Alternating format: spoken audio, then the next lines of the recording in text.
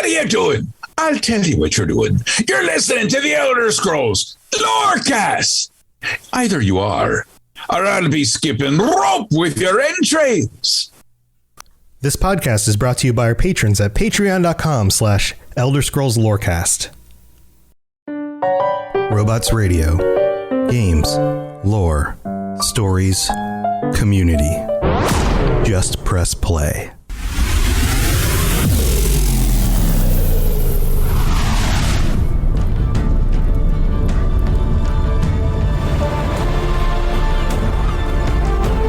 Welcome to the Elder Scrolls Lorecast, the podcast where we explore the amazing universe of the Elder Scrolls.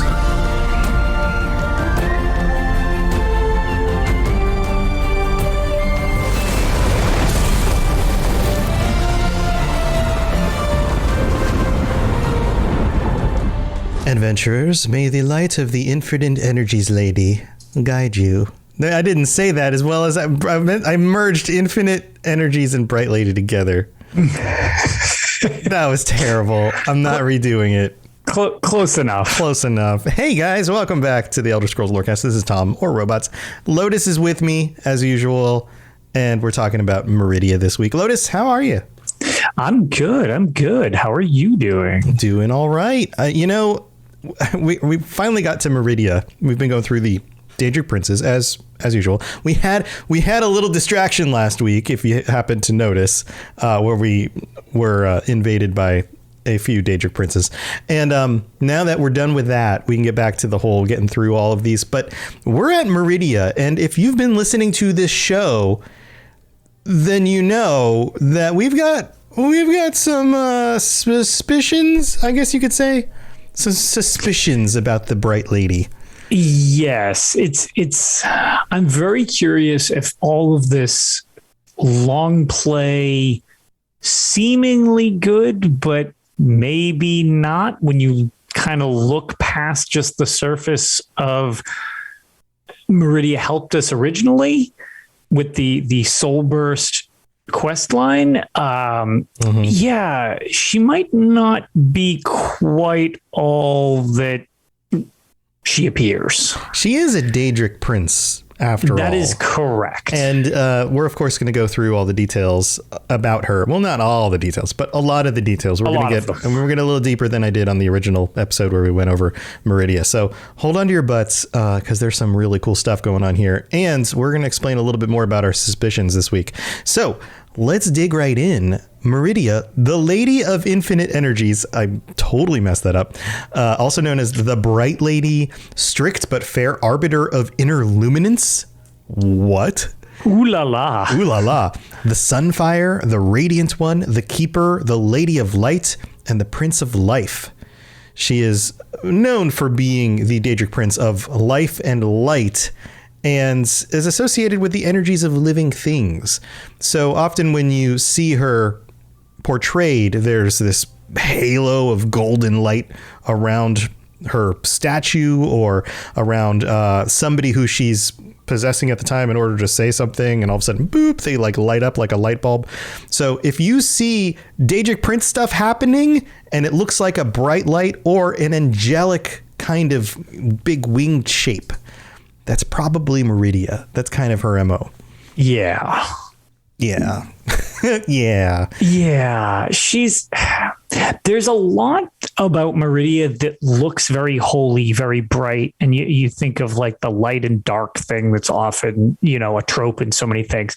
But Meridia is not quite the, she goes with the purifying effect, as we'll get into later on, about her disdain for the undead and stuff like that. Mm-hmm. But it's not so much purity in the aspect of just like good or bad, so much as just like she has this complete obedience to her, which definitely, when you start removing free will to such an extreme that she does and has zero tolerance for anything outside what she wants, it starts getting a little dicey about how holy and good is Meridia. She's very narrowly minded, like so many of the Daedric princes are. She's very focused on a very specific thing, and she's against things that don't fit into that dynamic. That correct. That there focus. is no gray maybe with Meridia. Right. There's no gray maybe. There's a lot of gray maybe in the Elder Scrolls, but there's no gray maybe with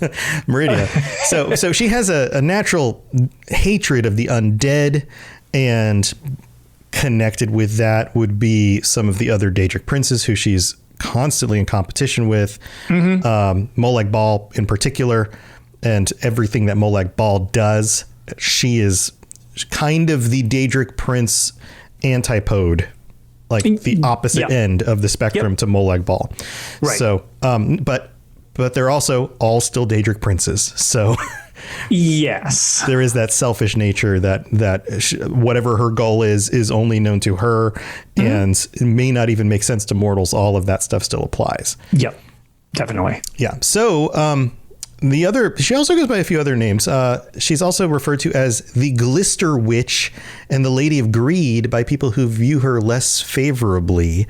And there's a very good reason why some of the races might view her unfavorably. And that has a lot to do with, there's connections to the lore and, Daedra versus Aedra, spirits, where does she come from, all of that stuff. And we'll go into some of the mythology and beliefs. We'll touch on that a little bit this week. But there's also the historical stuff that she is absolutely known for being involved with. So, for example, she was one of the Daedric princes that was highly worshipped by the Aelids, the elves that broke away from the Altmer and settled in Silwardil, and were known for lording over the mannish slaves and creating gut gardens and these kinds of things. And those crazy people absolutely loved Meridia. So yes, well, and that's why as we've mentioned before, with not just Meridia, but many situations, it's all about perspective on how people view who they view. Right. And with Meridia, she can be a hero to many. So when it's beneficial to you, just like any of the Daedric princes, if you can leverage them. Yes. And referring to Elder Scrolls Online again, a lot of times Meridia, her desires or her end goal aligns with yours. So as a side effect, it seems like she's the good guy for but it's more so just because you happen to sync up with your objective rather than overtly her being a good character. Right. Later on, we'll get into after the main storyline, and as the series has continued with Elder Scrolls Online, there's a lot of indications that maybe not so much. Yeah. So we know from the very beginnings, the Merithic era into the First Era, the connection with the Aelids. And there's also the fact that she takes on many mannish people as her slaves. She calls them the Purified. Yeah. And she kind of lords over them, and they are under her command. They are slaves to her. And so that kind of puts things in a little bit of a darker light. Light? See what you did there. Darker light. And then the whole thing with the Aelids actually comes to a head when her champion, Umaril the Unfeathered, was pitted against none other than Pellinal Whitestrake.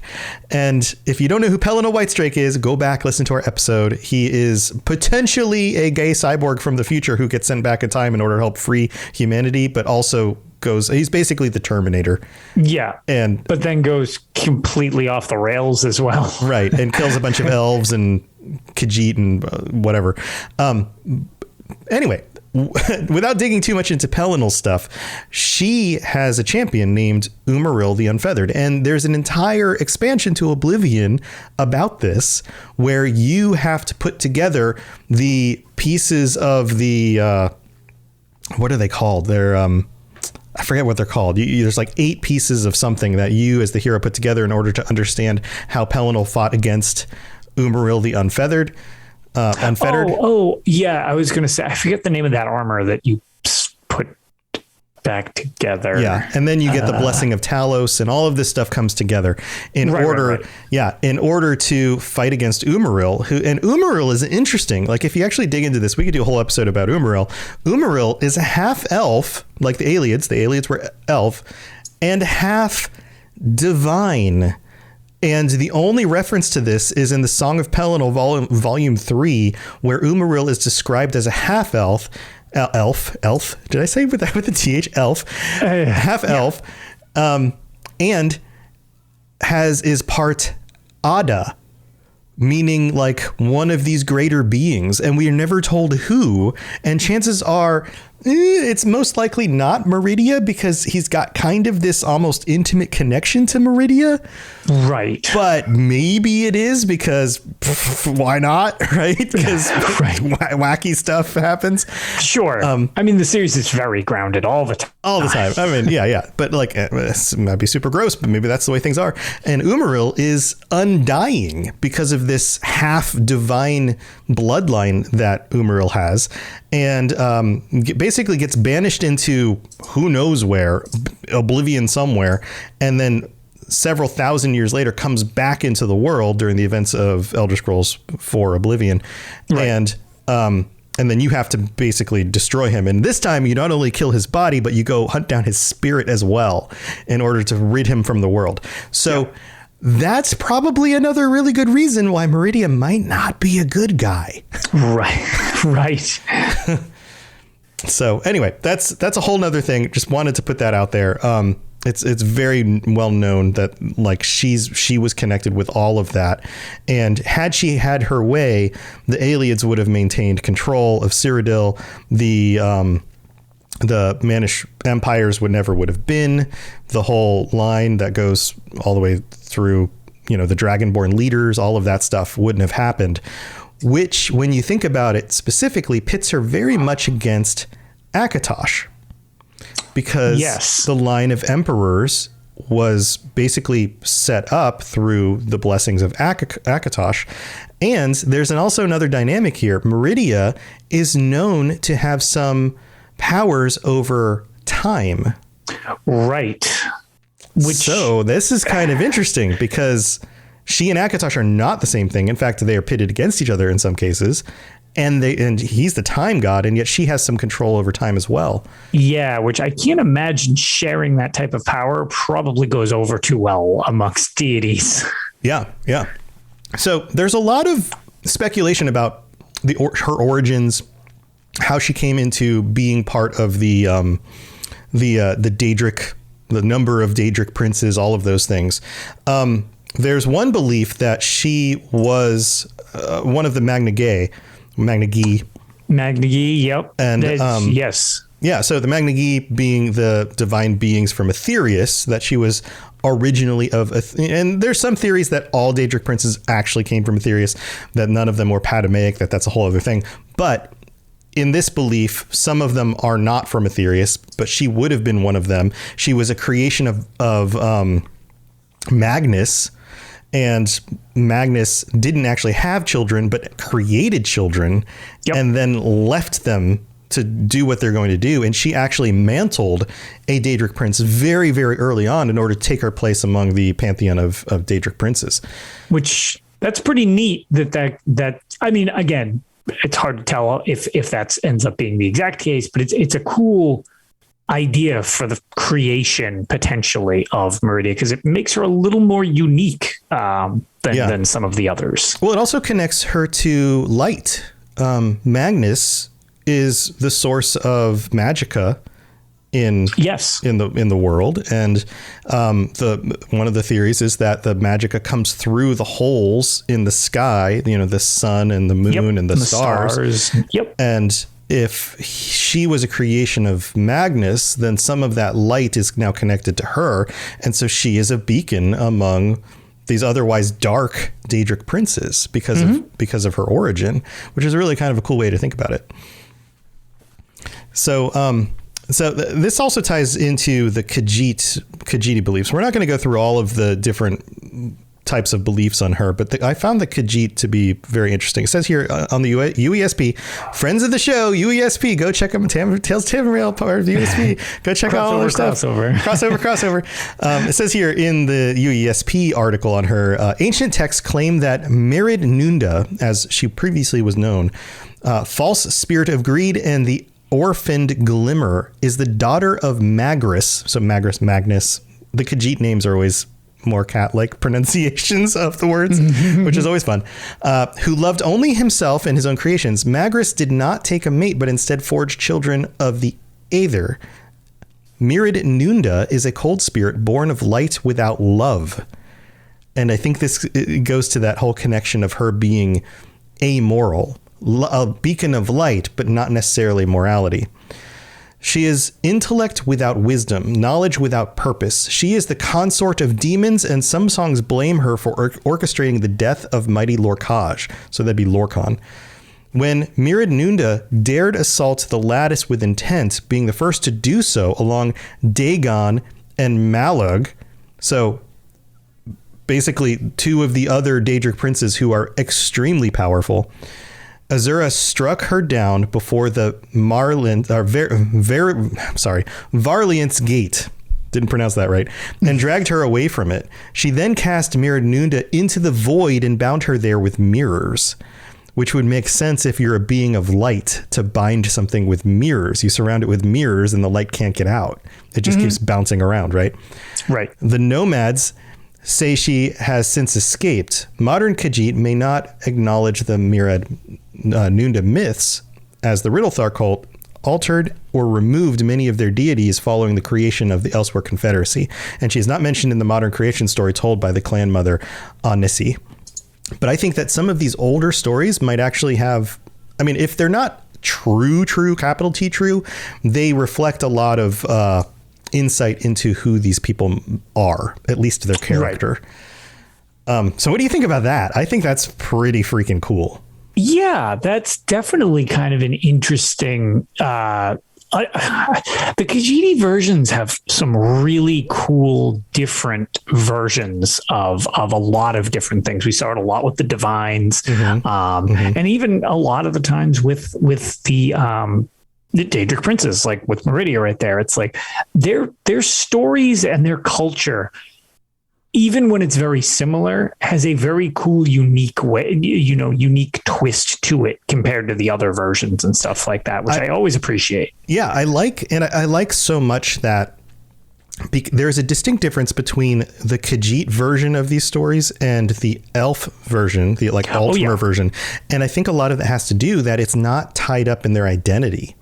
Right. The Altmer absolutely need their version to be real because it defines who they are. It defines their existence. Right. It makes them important because they used to be gods and now they're not.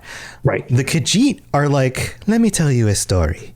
This one's interesting. It's about Meridia, and then they go on and it's all about it's an interesting story that might have some truth to it.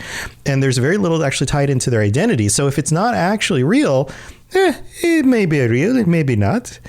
This one doesn't know. It's cool. It's fine, right. Which to me lends certain amounts of more credence, or at least it feels like it does to these stories. So I think that's really cool. And like Rob says here, it connects her to Dagon too, who was also rumored to be a Magna Gay. Yes. So there's again more potential tie-ins. It's the creations of gods in this series is always an interesting thing, just because everything is so unsure, and then you have something that's so powerful that's also unsure. It's like layers of what ifs. And I don't know. I find that stuff fascinating. I like having questions at least in fiction, with some kind of, here's your answer, but it's not fully the answer. Like it leaves it a little ambiguous, and the creation story is a little hazy as to it's not just, yep, she's here, this is how she was formed, and the end. Like, here are the things she stands for. There's not the same concrete. Sorry, I don't know. Dog's barking. Yeah. Same concrete dog barking. Same concrete way that when writing, sometimes you can over-explain. And I feel this series does a very good job of oftentimes leaving people desperate for more. Yeah. And like real world myth, oftentimes the stories have a lot more to do with explaining the nature of the being and why they're important to us than literal truths and things that happen in a sequence. In fact, humanity has been very bad at that until even like very modern times. Like anytime you read a document about like, oh, this, army went to war here and did this and did that, it's more about the person telling the story usually than it is about the actual facts of the events. Like everything's colored. Right. And just in this as well, every version of every story is colored through the lens of the teller. And so much of it is not about specifics of time and events and when something happened and what order. And I would assume that so much of them don't get it literally correct, but they may get close to a spiritual truth of this is a better way of understanding the nature of this godlike being and what their goals are. Because ultimately you can't go back and find out what that was actually happening back then. Right. So, so she's very interesting for those reasons as well. And she, one more thing I want to point out here, the nature of her realm of oblivion, it's called the colored rooms. And I find this interesting as well. Yes.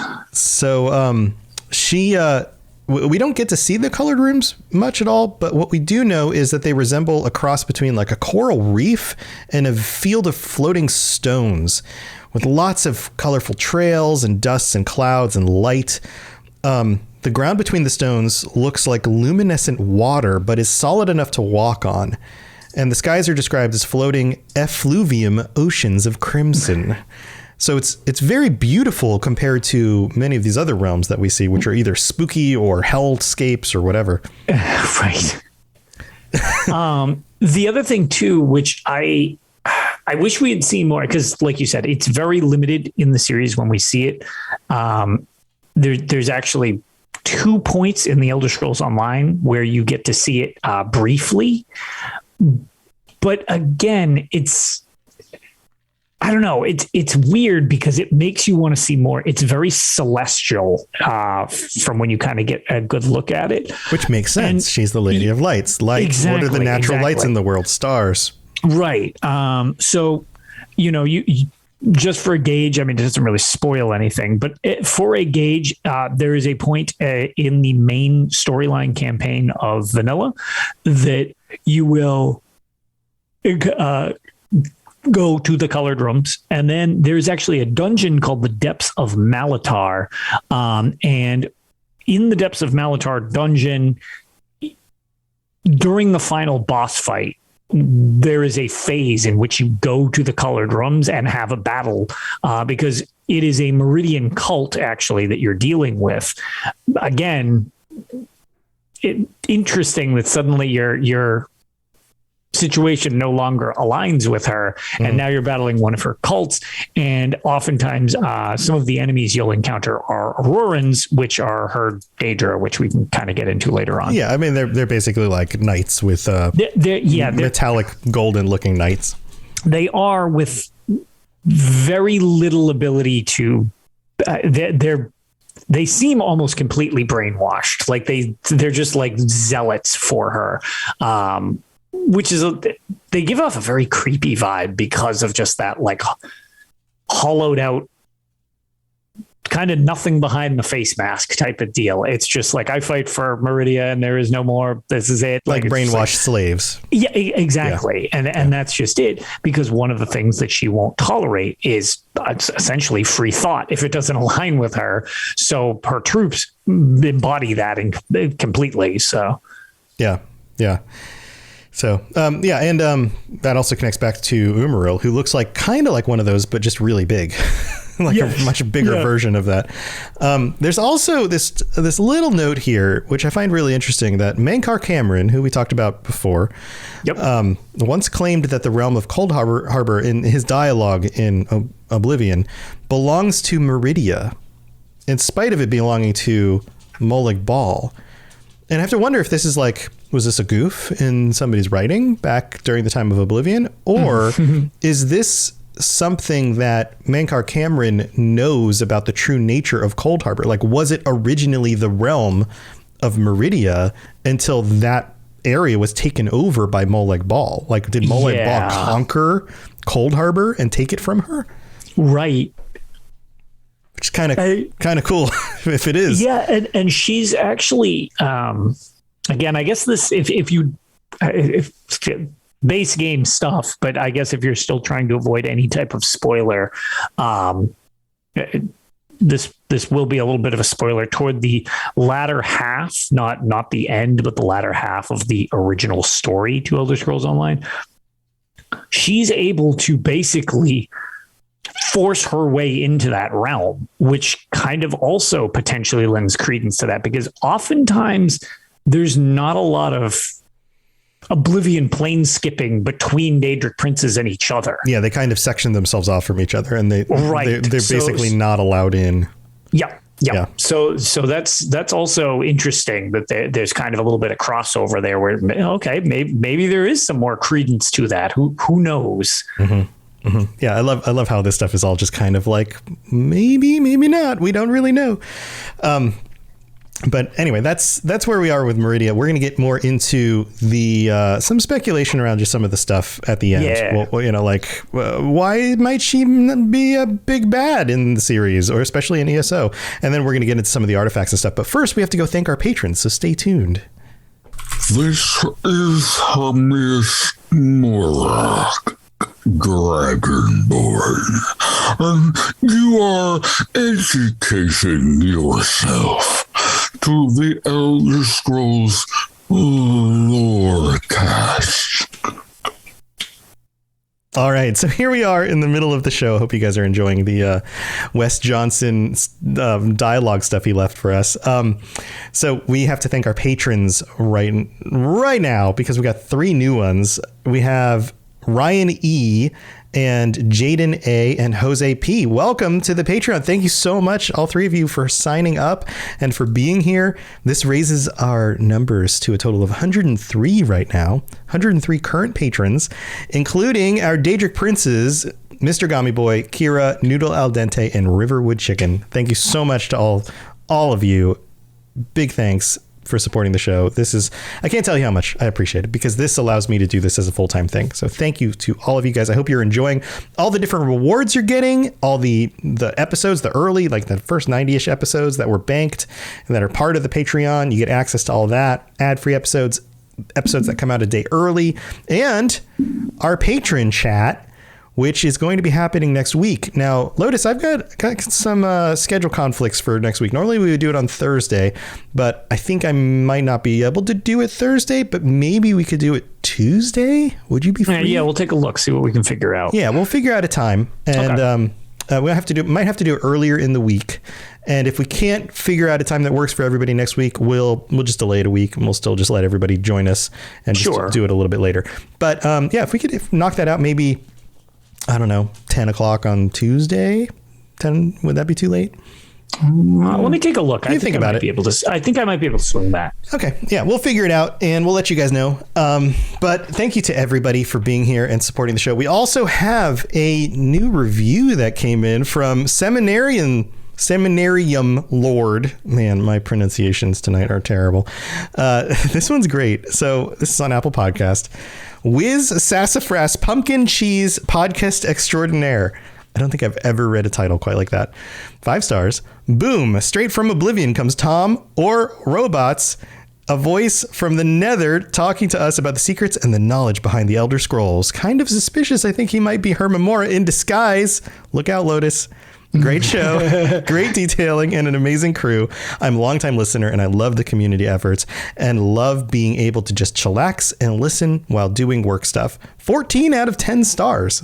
Wow, that's a lot of stars. Wow, you broke the system 2 different ways, because it only goes to 5. So you pushed it up to 10 and then gave us 14. Robots and Lotus, you guys do amazing work, and would definitely recommend anyone who has just a bit of time on their hands and is in need of something to listen to, or someone who's interested in the games but doesn't want to read every single book about it. This is a fantastic podcast with a fantastic crew of people on it. Great job, Robots, and keep up the work of slowly becoming Hermaeus Mora by absorbing all the knowledge of the Elder Scrolls universe. Again, I'm warning you, Lotus, keep on your toes. Seminarium Lord, thank you so much for that awesome review. And to everybody who's taken the time to leave us a rating or review on Apple Podcasts or Spotify, thank you so very much. It really does help us out. But that's what we got for this middle of the show right now. Let's move on with the rest of the episode. You're listening to the Elder Scrolls Lorecast, dear child of cities. That is why the Night Mother loves you. All right, we're back. Man, those are so great. They're so good. They're so good. So Rob in chat says, spoilers, the Hollow City is ruled by Meridia despite it being in Cold Harbor. And it's not really that she forces her way in, but that she's been living there as the groundskeeper the whole time. So it seems like she's got kind of an anchor. So we're going to actually continue with the spoilers. I mean, I assume if you're still listening to this portion, you're accepting of the spoilers part. This show's all spoilers. I mean, this is old enough that it's like it does involve a decent amount of plot twists and stuff like that. But I figured because there was some decent discussion about the whole thing with the Hollow City, I actually really like the way that the ESP kind of summarizes it, condenses it down for a summary. And I think just because it is important to that storyline that she is very heavily involved in, it might be worth just covering the exact nature of the Hollow City and this whole idea of the groundskeeper thing. So again, if you're you've already kind of been spoiled going here, but like if you don't want more spoilers, be aware that we're going to continue with this for a bit, and it's pretty integral to the main storyline of ESO. So do you want to read it? Do you want me to do it? What do you? I don't have it up right now, but so go ahead. Okay, let me bring it up then. I'm pulling it up right here. All right. Okay. So either way, what it is long ago a city existed in Nirn, which was devoted to Meridia. Meridia gifted the people the lights of Meridia relics, whose power protected the city and made life easier for its inhabitants. Molag Bal sent his minions from Cold Harbor to destroy it, but the warriors and the mages of the city managed to seal the gates and protect the people inside. Everyone outside the gates, unfortunately, was slaughtered by the minions. The Iliad King, the Iliad King Dinar was visiting the city and quickly took command of the city's defenses. While the king single-handedly protected he single-handedly protected the gates. As he fought, he prayed to Meridia, and Meridia felt compassion for her worshippers and answered. But she also saw an opportunity. Molag Bal's portal, in which the minions came in, worked both ways. She filled the lights of Meridia with even more of her power, warding the city and pushing it into Cold Harbor. The lights of Meridia and the city's inhabitants were scattered all across Cold Harbor when the city entered into the realm. Many of the city's inhabitants were captured or slain, which is all people you meet their husks. And the lights were stolen by the minions of Molag Bal. Despite the fact that not all of her people survived, Meridia still accomplished a major feat. She had sent a portion of her realm into Molag Bal's domain and which he could not touch, a tactic that would pay off in the years to come. And she masked all of this behind the fact that you don't realize for a very long time that you are actually dealing with Meridia under the guise of this groundskeeper that you had mentioned, which she's kind of just a generic groundskeeper around the area, but it's actually Meridia kind of nudging you to do her bidding so that you can prevent the plane meld and mess up Molag Bal. And the way to do it is kind of utilizing her stronghold. That's why I mentioned that she kind of infiltrated Cold Harbor. Right. And it still makes me curious, like, since that's kind of not a common thing, was there more to it other than it just being a two-way portal? Could any of Prince done that? It's hard to tell because there's not really a lot of comparison, being that the story itself is pretty anecdotal. Right. And it also ties back to the whole, like, she was beneficial to work with because we had similar goals, but what was really her goal on this?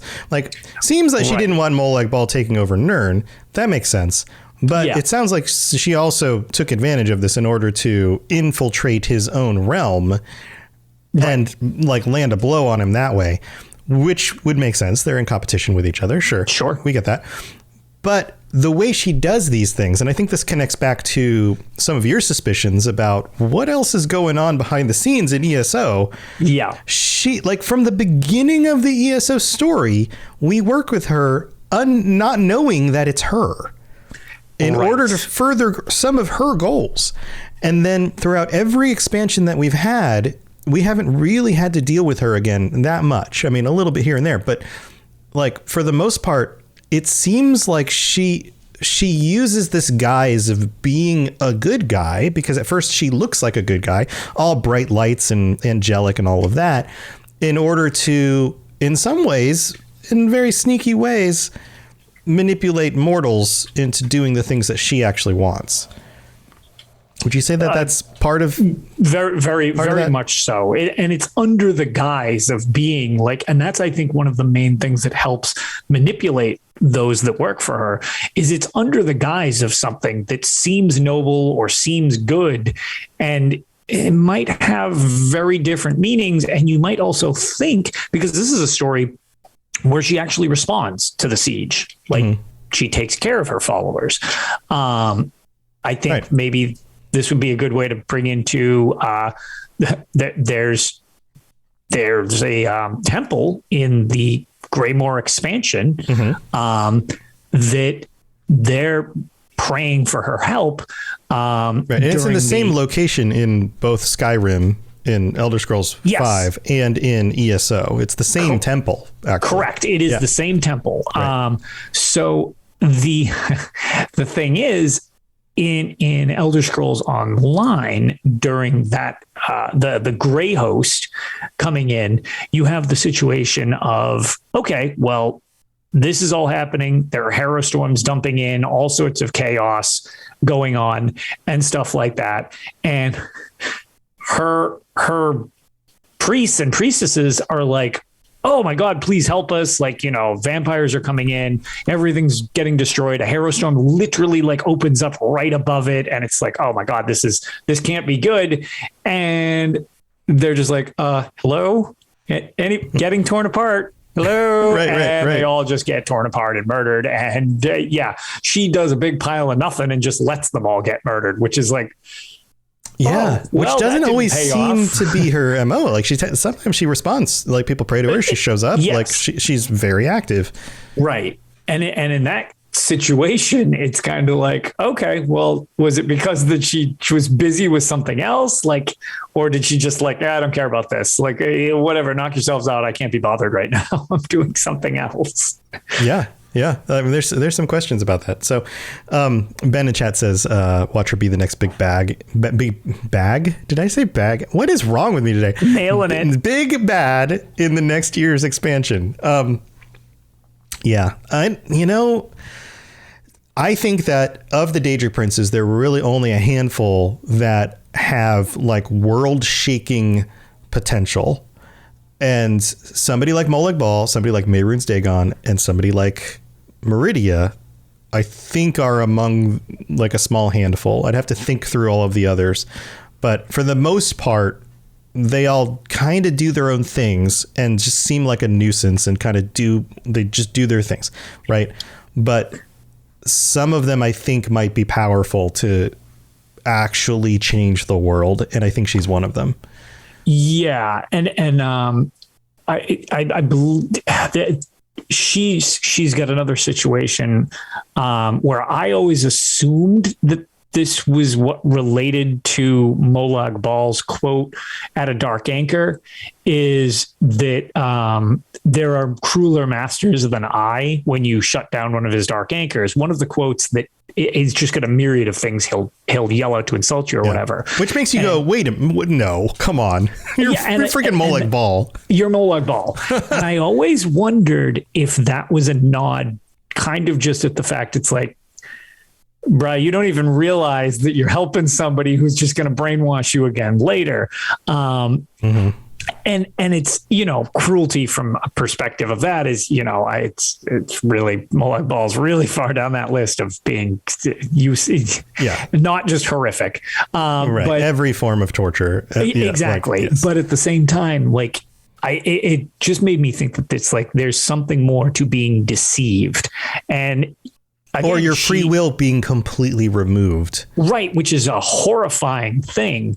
And I've long been waiting for the twist when Meridia becomes your main villain, because, like I had mentioned with the Depths of Malatar, that was a situation where you're battling her cult.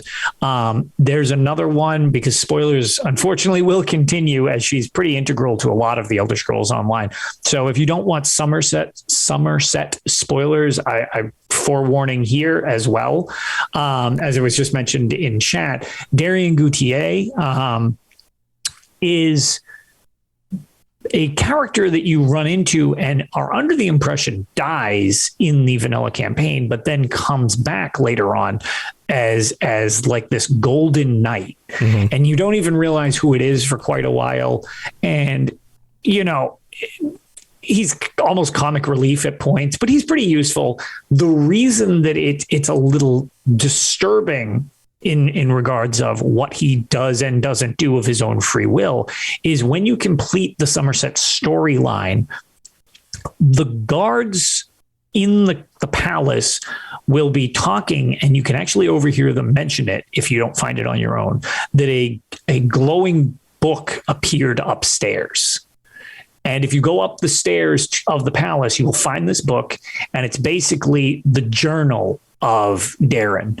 Yeah, Darian's last words. Yeah. Yeah. Okay. Is that what the name of it is? The Journal of Darian Gutier. Yeah. But it contains his last words. Yeah, his last words. Right. And it's more or less the memoir of somebody being stripped of their free will and like being thrust into this regardless of what they wanted. So it's like, this is another situation where it's like, okay, she uses people in the world and mortals just as much as anybody else does, even if it is under the guise of... Yeah, it's called Words of the Fallen. That's actually Words of the Fallen. Okay, perfect. That's the one with his final... Like, there is a journal, but this is specifically the book Words of the Fallen. Yes, that's specifically the one I'm thinking of. So it's definitely worth a catch if you get a chance to read it. Here, let's read through it real quick. It's not very long. Read through it? It's not super long. I'll read through it real fast because I think this will wrap up part of our justification for her being a bad villain, and then we can move on to the items and things. So Words of the Fallen by Darian Gutier. Never trust a Daedric prince. If there's anything I learned at all from this, that's it in a nutshell. I used to think I had a purpose, a part to play in the grand scheme of things. I suppose I did, sort of, but the way things turned out, it wasn't at all the way I imagined. Meridia said I was her vessel. I guess my fate was sealed from the moment she brought me into existence. Which means that it goes back into the story about Darian, that he was kind of not mortal in the same way that everyone else is, similar to the other character we talked about earlier. Yep. Which is a kind of cool callback. Now, here I am, back in the colored rooms. I thought that when I gave my energy to restore the sword, which is the events of Somerset, and I did that for my friend, not for Meridia, I thought that was the end of me. I'm back, though. But this time is different. My light, it's fading. I can feel the darkness getting closer, pressing in. I expect that once the light goes out, that will be the end. I need to tell you something about Meridia. She's a deceiver. She's promised that if I serve her faithfully, I'd earn my freedom. She never told me that freedom was just another word for the void. Don't trust her. Don't trust any of the Daedric princes, not ever. I found peace, though. Meridia gave me a chance to see the world and those I care about one last time, to save those I loved. I'm grateful for that, at least. I wish I had a chance to say goodbye to everyone. To Scordo, to Gabriel, gods, I miss them. But most of all, your player name gets inserted here. I don't know if they'll understand how much they truly meant to me. Perhaps we'll see each other again in another place, another time. I probably won't be the version of myself that's writing these words, though. That seems like foreshadowing. That me will be gone. I can live with that. I only wish I could have spent more time with everybody, had a few more adventures, ordered those drinks like we always talked about. I hope my friends find peace, happiness, and love. They deserve what I could never have. If anyone ever finds this book, know that I will never forget those I named herein. And if you find them, and I pray that you do, tell them this. Protect the ones you love, hold them close, cherish their every moment, make them laugh and laugh with them, smile together, and never ever forget that the moments you have are so very precious. Oh, and tell them not to forget me either. I mean, I am a legend, as far as I know. The polite, handsome, and humble knight, Darian Gautier. So, yeah, I think that's a good summary for the terror of serving Meridia and how it strips you from being yourself. Stripped of your abilities to think for yourself is just like a disturbing concept, because the inability to think for yourself is just really, at least to me, just very, very disturbing. Yeah, I mean, this is kind of like the horror of losing your mind. This is the horror of, that we talked about last week. We're raising money for Alzheimer's. That's what I was about to say. In relation to something as horrible as dementia or Alzheimer's. Right. And that's why eventually my body will be a husk, and you will no longer recognize the me that used to be in this husk. Right. That's basically what he's saying. Which is terrifying. So on that happy note, why don't we move over to your favorite stuff, the artifacts? Yeah. Yeah. Which, ironically, it's kind of funny. She really just kind of has one artifact I care about. Yeah, the others, we can go over some of the others real fast. We will. So I'm actually, usually I kind of lead up to the one that I like the most. Mm-hmm. But in this one, I feel like it's kind of worth starting with the only one that I feel is super useful. It is actually one of my favorite Daedric artifact weapons in the series. And that, as most people know, is Dawnbreaker. Mm-hmm. Dawnbreaker is a Daedric artifact created by Meridia, obviously. It was forged in holy light that breaks upon the prince's foes. In appearance, it is an ebony longsword containing a distinctive light-emitting crystal in its crossguard known as the Dawnstar Gem. It was created with the intention of burning away corruption and false life. As such, it is particularly effective against Meridia's foes. This primarily applies to undead, although its powers can be used to ward off Daedras and werewolves as well. Right. Basically creatures that were created or in control of other Daedric princes. Yes. So big fan of that thing. I love that weapon. Actually, I think just the fact that it lights stuff on fire is neat. I like that. But for the most part, it's more actually that it just looks really cool. Like, I really like the way that weapon looks. Really? Like, I've always liked the fact that it has got like a glowy gem in it, and it's like this golden looking sword. But I don't know. I think it's really cool looking. The round crossguard has always hit me weird. Oh, really? Oh, yeah. I really like it because it's very strange. Like it's a strange look. But I really enjoy it. I like the style of the weapon, and it's pretty good. The other thing you could do, which I have no idea if this was ever patched, but in Skyrim, it's on a pedestal when you get it, and if you shout it off the pedestal, it'll fly against the wall and you can pick it up, but then you can pick it up out of the pedestal too. So you can dual wield them. It makes a second one. That's funny. Yeah. So you can actually duplicate the weapon totally, like, fairly, I guess. I didn't find out by doing it myself. A Draugr actually shouted at me. Oh, wow. And I was like, oh, he knocked it off the platform. What a douche. And I picked it up and then I kind of went over to interact with the platform and I was like, oh crap, I can get a second one. And that's amazing. So I was a big fan of that. No idea if that's been fixed or anything like that. But back originally when I played that was how I ended up with two of them. That's awesome. I didn't know that. That's amazing.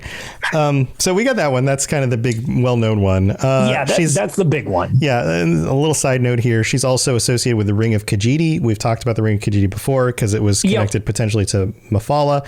May also be potentially connected to Meridia, so we don't need to go on to that one for a while. No, I was going to say, and I always considered it more of a Mephala artifact, but you know, whatever. Some of these have like vague origins, or in a very old game were referenced to one of them, and then as that, we got these Daedric princes get fleshed out more, it makes more sense that it's associated with somebody else. Sure. There's always a little bit of like, I don't know, adjusting the stories.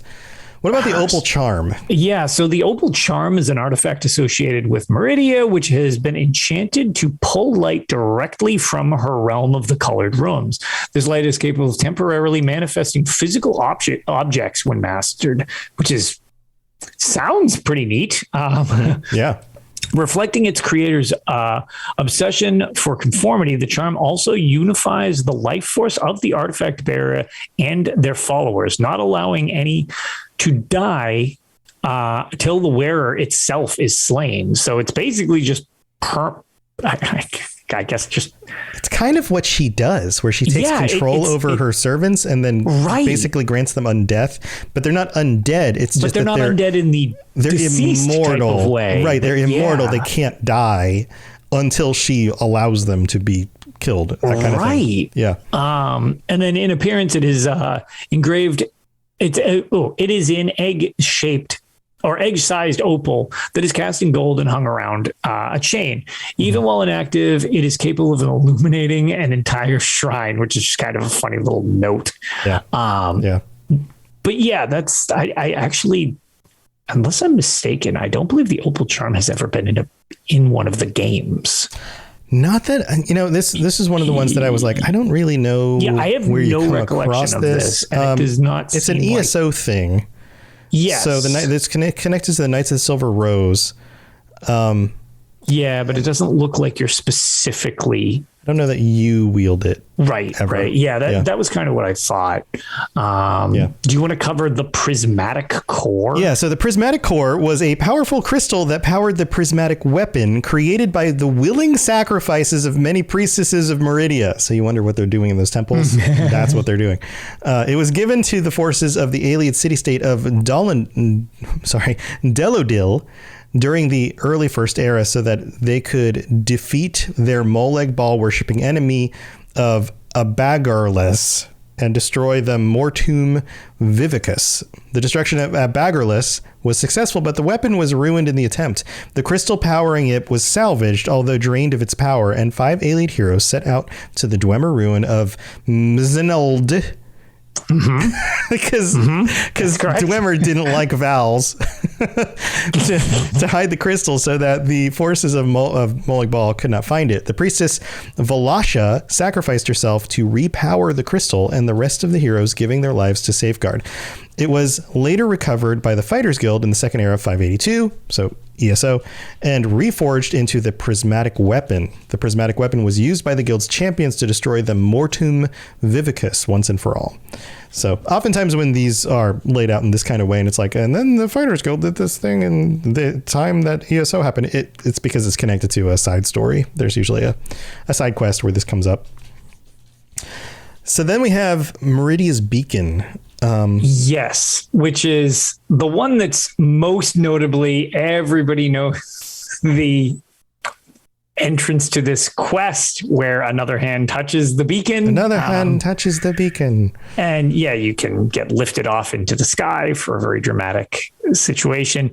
But Meridia's Beacon is just a magical magna geode shaped stone with, associated with Meridia, obviously. Oh, imagine that. Yeah, who would have thought? Who knew? The Lady of Infinite Energies is known to speak to those in possession of the beacon, the thing we were just mocking, and uses its influence to compel those who hold on to the beacon, which again is more of that control thing that she has. And it's also sort of funny because you sort of kind of like... Most people, I mean, you do technically have the ability to not do it, but almost everybody just by default will do it. That's for the most part. You're like, exactly. Okay, where is this going to go? What's going to happen? Right. So you play through it. Yep.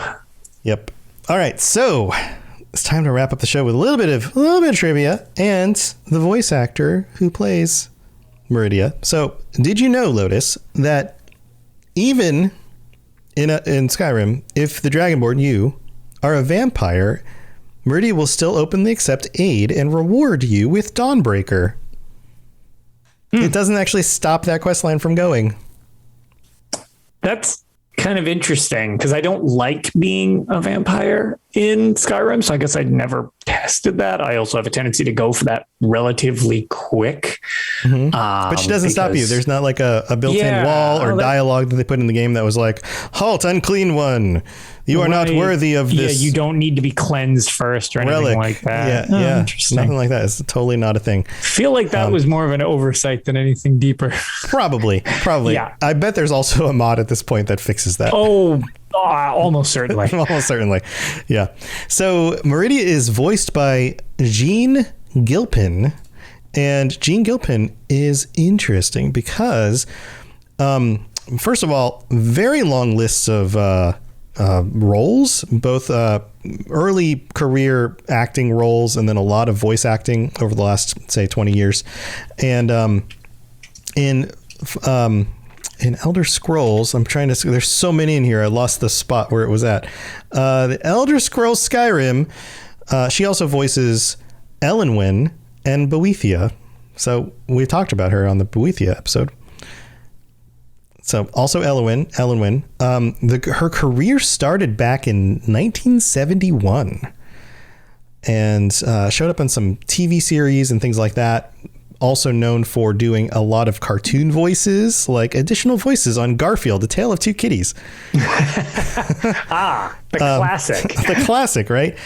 There's other characters that you might recognize from other games. So Dragon Age 2, Knight Commander Meredith Stannard, for those of you who are Dragon Age fans. Let's see. There's most recently, I found this interesting, the new Chippendale Rescue Rangers movie that came out. Did you happen to see that, Lotus? I did not. That's that hasn't managed to come across one of my TV screens yet. Well, if you have kids, chances are you might have picked this up and watched it. Yeah. And also, it turns out Meridia is brain controlling all of you. Well, she's Mrs. House as a voice in this. But speaking Perfect. but the movie's actually really smart and very like, cleverly written. Yeah, especially for maybe people. It really is secretly Meridia, and you just think it's Mrs. House. Maybe, but another especially ploy for people who would have watched, Chippendale Rescue Rangers as kids. I remember the show as a kid. Yeah. So lots of funny references. Some pretty good. Also, Manki Chava in Halo 5 Guardians. Didn't play 5. Don't know if you've played that. Final Fantasy the only 14 one I haven't played, actually. Is Merlwyb. I don't know how to... Merlwyb Blowfistwin. That's a good name. Okay. Lots of other games as well. Lots of other things. So anyway, that's the voice actress who plays Meridia. Yeah. Very cool. I think that's gonna do it for this episode. I mean, yeah, she's the sneaky one. I wouldn't be surprised that we don't see more stuff. And it'll be interesting to see because they've switched to kind of like, instead of the story is interconnect. Don't get me wrong, in Elder Scrolls Online, but it'll be interesting to see if with the yearly thing that they do nowadays, if that will still be a thing, because that's sort of changed a while back so that they could make the series more accessible for everybody. Mm-hmm. And unfortunately, this plays back, as we made reference to, all the way back to the original storyline of the game, which has references and stuff like that. But that storyline and its twists and turns carried on all the way up until Somerset with the triad conclusion. And since then, there hasn't really, the stories have been much more independent each year in the seasons of. It would be a strange pull, although I would love it because it would be such a great misdirection. I think it would totally mess with people that maybe aren't as familiar with being around with the series for so long or anything like that, or have jumped in at different points. But to have that long play finally come to fruition, because there's been so many hints at it, I just don't know how they would pull that off with their current way of doing yearly cycles. And then also requiring, by the way, I hope you had context for the last 8 years of this game because it's finally coming to a head. Well, they do have characters that recognize you. Like they make a point they totally do. To play, like to add extra voice lines for things like, oh, you're the hero so-and-so, and if it wasn't for you, blah, blah, blah. Or even characters that you would have met in other areas, when they come back into new areas, say things like, good to see you again, friend, blah, blah, blah, blah. Right. So you could play that up by connecting some of the dialogue across multiple things with a character who kind of also brings that all together for you. Right. And it's more so that I feel like that's a flavor. Yeah. Oh, yeah. Darian? So that's like, dude, you have Darian show up as a starting to become husk of who he used to be, and Abner Tharn talking back about like when you helped to stop the plane meld and all of that stuff. Yep. And you bring all that stuff together, that absolutely perfect 2 characters to bring back for a Meridia focused expansion. Also, that's how you do it. I personally love Ben's suggestion of a 10-year anniversary. Would be really cool if that's how like the first decade of Elder Scrolls Online goes down. Right. That would be intense. Dude, what if Molag Bal like takes back control of, or not takes back, but takes control of the Hollowed City? Right. I was going to say, I mean, it's still in his realm, even though. Right. What if it's like a push? Like, what if there's some sort of like re-invasion using the connection of the Hallowed City with it not actually supposed to be part of his realm and all of that. Right. That could be cool. So I don't know. I guess we're going to see. You got anything else you want to share before we head out? No, we'll be recording Tales this weekend. Very exciting as High Isle has dropped on console, which I've been loving it so far. Yeah. It's what do you like the most so far? So it's kind of funny because I don't have nearly enough time into it to really give a good gauge. And I will shock you by saying I have been so busy running around with people just doing random things. I haven't tried the card game yet. I haven't done the card game. It's easy to get into once you do. Like there's like the tutorial for it isn't very long. And then and people have told me that once you get into it, rip everything else because that's pretty much just all you do. And that's coming from people who don't like card games in many of my guilds. They're like, this is dumb. And they posted, they're like, all right, I feel like this is a really uncomfortable thing for me to admit. I stopped running trials. I keep playing this damn card game.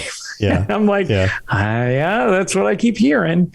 But I so far, I mean, it's definitely got some stuff that needs to be ironed out still.